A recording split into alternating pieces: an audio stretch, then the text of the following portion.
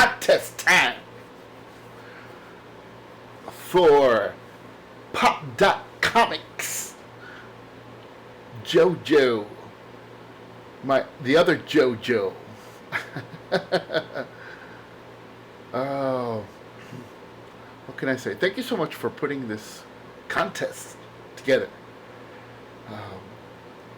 and the way you made it, choose your own fate. Really gets one thinking, because you get to choose your own fate.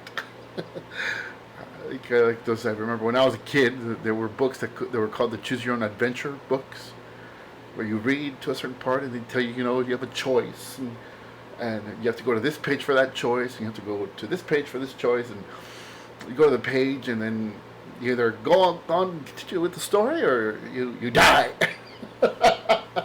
My favorite ones were called Be an Interplanetary Spy.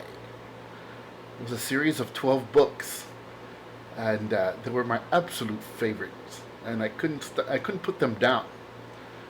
You're an interplanetary spy on missions, and you have to solve puzzles, and the stories were great, and you're in different planets, and you're in space, and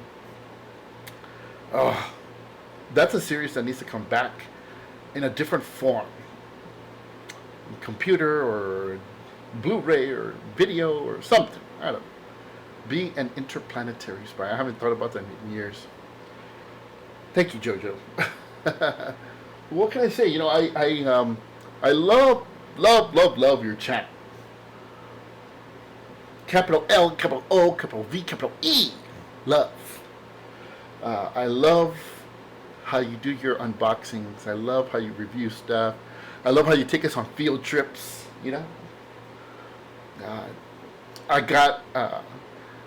I remember I had commented about the Treasury edition that you had showed us, that you had gotten at a convention, the Batman one.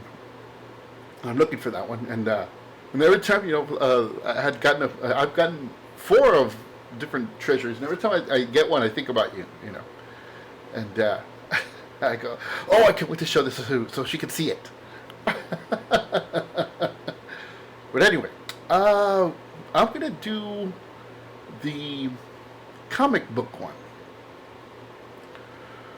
and before I do it, I have to say something. I'm a storyteller, and I'm proud to say that. And a lot of people that know me think the same thing. A friend of mine passed away a few days ago.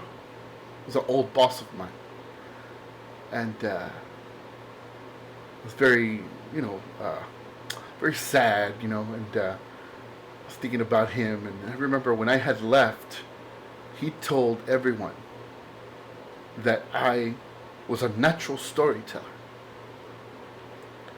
and that was something that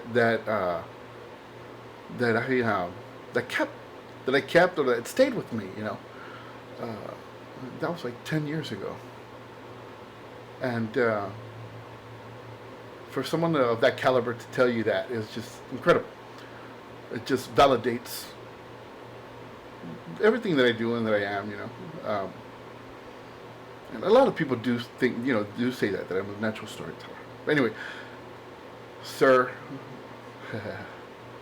rest in peace, my friend. Rest in peace. Anyway, I didn't mean to go into that somber road. But anyway, I've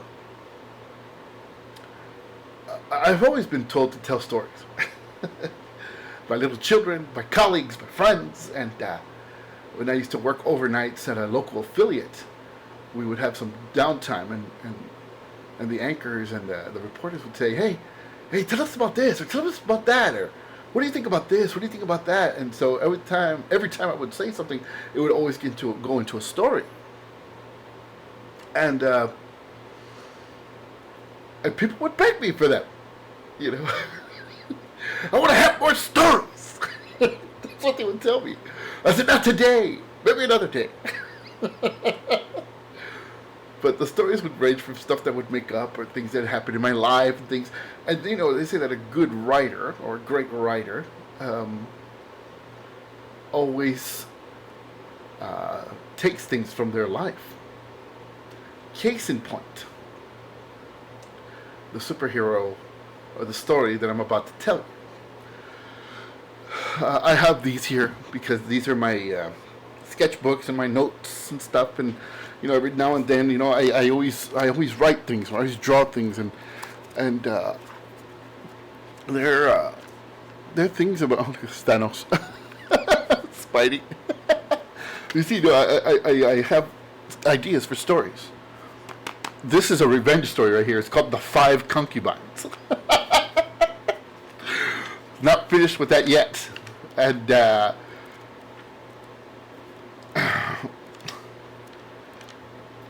long pause, right? I have so much to say. And okay, here's Mario attacking Bowser.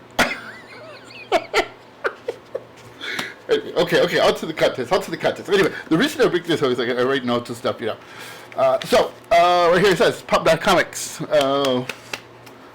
Create a superhero. Name, power, origin. Draw it. So, from this point onward, I'm going to start drawing. I already had done stuff before, but the different sketches that I've been doing, and as I'm telling the story, I'll do it for the appropriate sketch. Anyway, so here it goes. Once upon a time, well, before I get into it, this is a story, this is a comic book story, masked as a fable. Okay. I've had this story in my head for the last, maybe about a month or so. And it's funny how about stories and stuff, how things come to me. It's like as if the planets align and it comes out. It's weird. It's weird. I have so many stories in my head. So many stories. I've written stuff down. I haven't written stuff down. I read somewhere that the last thing the writer wants to do is write. I don't know if it's about a fear of commitment or actually putting stuff down on paper where it's actually a tangible thing where you can't go back and redo it. But that's nonsense. You can't redo it. Anyway, again, I have, I'm gonna make a confession. I have ADD. I have ADHD. I have ACDC and ESPN. Anyway, my mind is always on the go. It's either completely on or completely off, and my mind is always giving me flashes of stuff. It's like I'm always changing the channel on the TV. Boom, boom, boom, boom. It's a blessing and a curse, my friends. There are times where I'm like overwhelmed, and I think that's why I draw, and that's why I think I don't know, I need to do something with my hands, and it's just at times overwhelming. And doing these videos also that I've noticed is that sensation of being overwhelmed, that anxiety has gone down, because I'm using this as something to express myself, or so it's something I need to get off my chest and off my mind, and I notice it's really good for me. So anyway, without further ado, this story is called My Joey. And I have two superheroes. One is a young man named Joey. And the second one is a little girl named Bella. Okay, here we go. Once upon a time, there lived a lonely widow whose day consisted of waking up in the morning, taking a shower, combing her hair, her beautiful long black hair that had strings of gray. She would go up to the window in her room, open the curtains, and stare outside. And she would stay there for hours, just staring, thinking about her life of the past, thinking about whatever is happening in the world, but mostly not thinking and just be in a daze, in a haze of the outside world. Then one day, she had an idea. Well, one day, waking up in the morning, looking outside, she saw children playing on the street, playing basketball or riding their bikes. And she said, you know what? I have an idea. Her face lit up with life.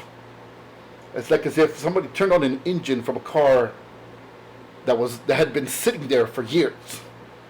It turned on with a thirst and with a zest for life. And she was excited once again. And she looked around. She put on her shoes. She put on her coat, and she went outside. She went outside to an old little shack where her son lived. So she goes into the door, opens the door without knocking, and sees her son reading a book. And she says, Mijo, I have an idea. He looks up, and he has tired eyes. You know, he has tired eyes. Someone who has been through a rough patch also. And he looks at his mother, and he smiles. I said, what happened, Ma? You need something? No, we're going to open, and I'm going to open the doors to my home, to our home, to the children of this community. And there was a smile on his face, like as if the sun just came in through his door for the first time. You know, he went up to her and he hugged her. He goes, that's fantastic. What a great idea, Ma. This is fantastic. Awesome. So, through the course of the next few months, repairs need to be made at the house, need to be made at the house, need to be painted, backyard need to be cut, everything. Joey became the overseer of the place, you know. He started working with his hands, he started doing things, he became alive again. You know.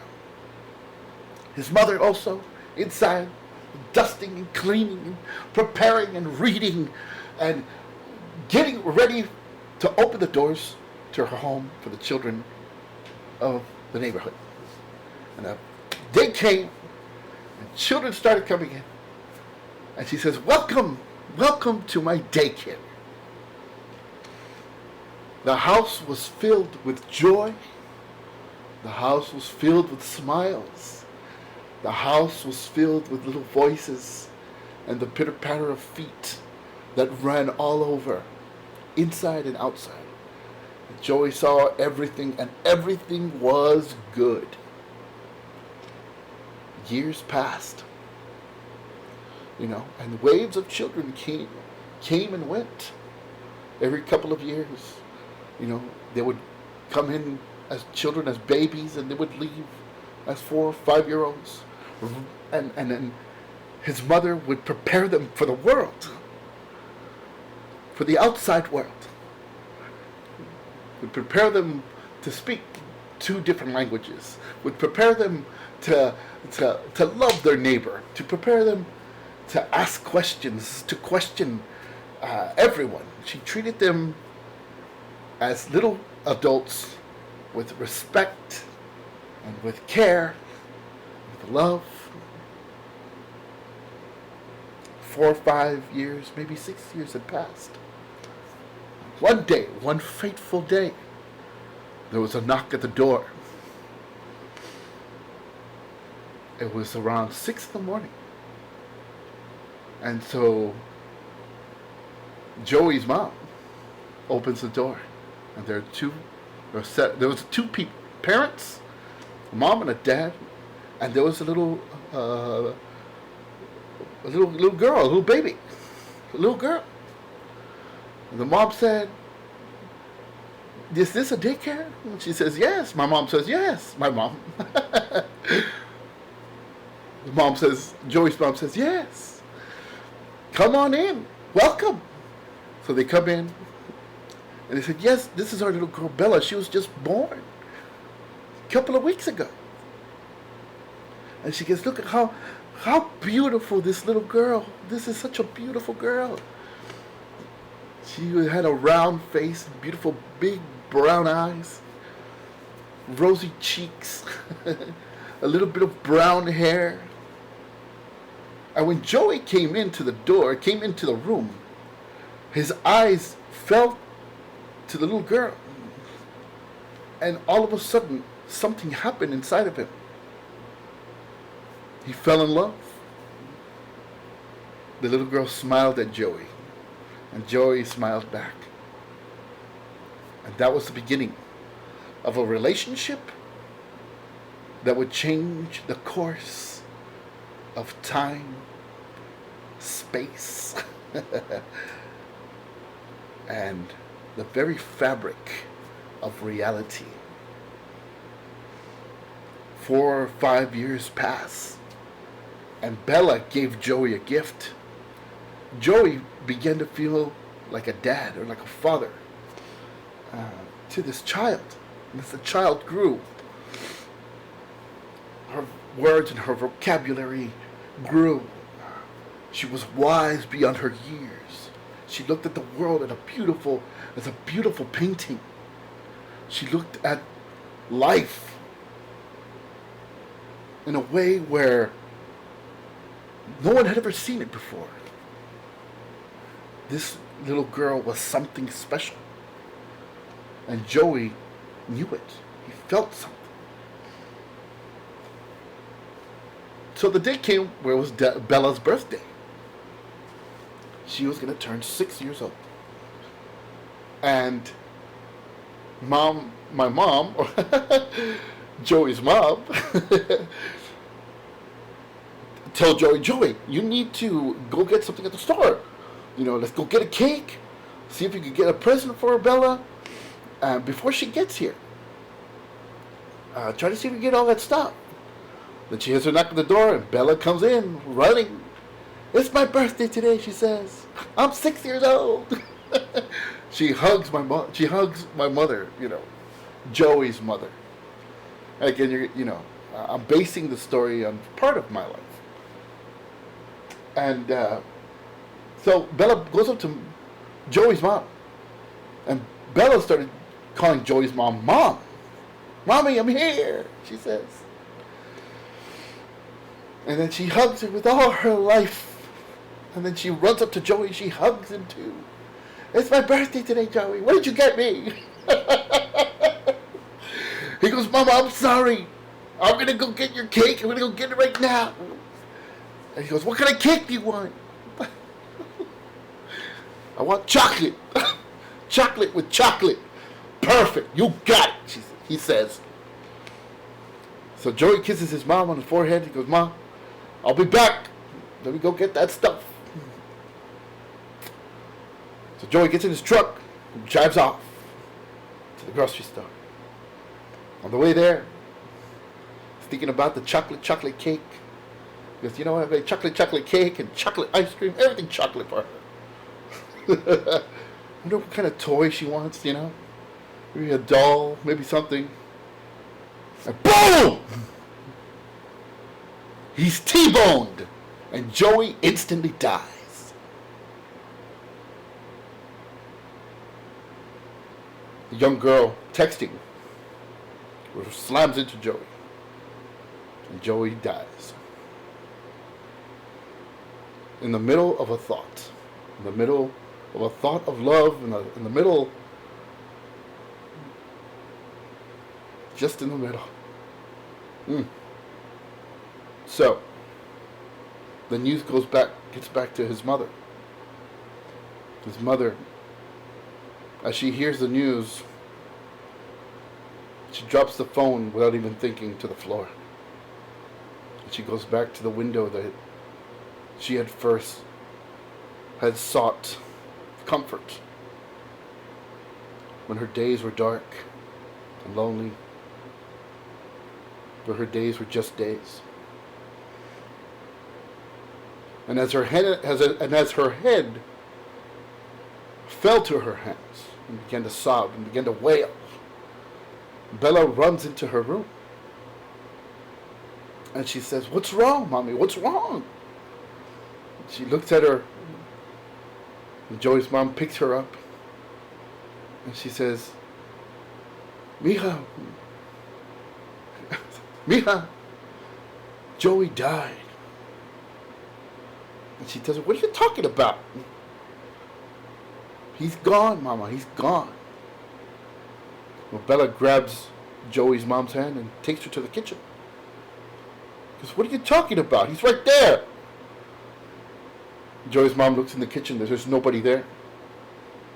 And Bella says, don't you see him? He's right there. He's just all shiny and stuff. Joey's mom looks at Bella and she goes, what? What are you talking about? There's nobody there. He's right there, Mom. He's right there. And he says, he's going to take care of everything. The end.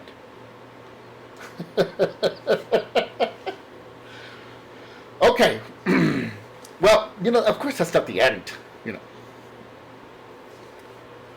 Part of the story is another story that I haven't said and haven't told, The story where he dies, where Joey dies. A lot of scientists and stuff, and physicists and stuff talk about time. That time isn't just time. Time is like a rubber band, that it expands and constricts, and it's strange that it just isn't just A, B, and C, and D. It's different. So this is what happens, and this is just in a nutshell. As Joey dies at that instant, time and space have no meaning, and he meets an angel, and he doesn't know it's an angel. He thinks it's some person who tells him, Joey, you have been chosen to guard a new archangel. And up until this point, you had been doing a great job. But you are needed in a different manner to guard the same archangel. Well, he finds out that Bella is the new archangel. That everything, and he finds out everything happens for a reason, In this world and in the next. So this entity tells Joey that he has to train and that he has to do all sorts of things. Past many different trials. There's a whole other story that takes place at the instant that he dies and where he meets Bella again. It's an instant. But in Joey's perspective, many years have transpired. And he comes back in a suit of armor, a sword, shield, to protect him. Because Bella is going to issue in a new era of peace, a new earth, a new life. And there are many evil things, demons, devils, that are going to be after both of them. So, that's my hero. That's my story, And I've been working on it for the last couple of weeks, maybe about a month or so. And I know I was just loosely drawing stuff right now, just so you guys can see what I had done and what I've been doing, and and I know I have to write this down. Yeah, that's him. That's Joey. That's it. Now, JoJo, I'm going to tell you something. I want to thank you so much for doing this contest because, you gave me a reason to do this, to write this down, to draw this. And I was kind of hesitating. This is the first time I have a larger audience. It's kind of scary. And, but thank you though. Again, I love your channel. I love the way you present things and you take us on field trips and stuff. And There's not a lot of people out there. Like I remember while seeing some of your videos, there's not a lot of people out there that share our enthusiasm and our passion for this type, or comics and stories and stuff. Not a lot of people out there. There are a lot of people out there that would love to be entertained by it. But there are not a lot of people out there that are like talk about it, process it. Maybe he share ideas. And I'm glad that you had this contest, because it pushed me to do this. So anyway, story. My Joey. The reason I call it My Joey is because Bella. That's what my goddaughter. It's my goddaughter. My beautiful goddaughter. That's what she calls me. She's been calling me that since she was like 1 year old or less. Anyway, thank you, JoJo. Thank you so much. You gave me the feels. And, thanks. Choose your own fate. Anyway, thank you, JoJo. I hope I get this done in time. Get it there under the wire. God bless, my friend. Keep doing what you're doing. Congratulations on all the subs, and I hope you get millions upon millions of subs. And God bless. Take care. Thank you.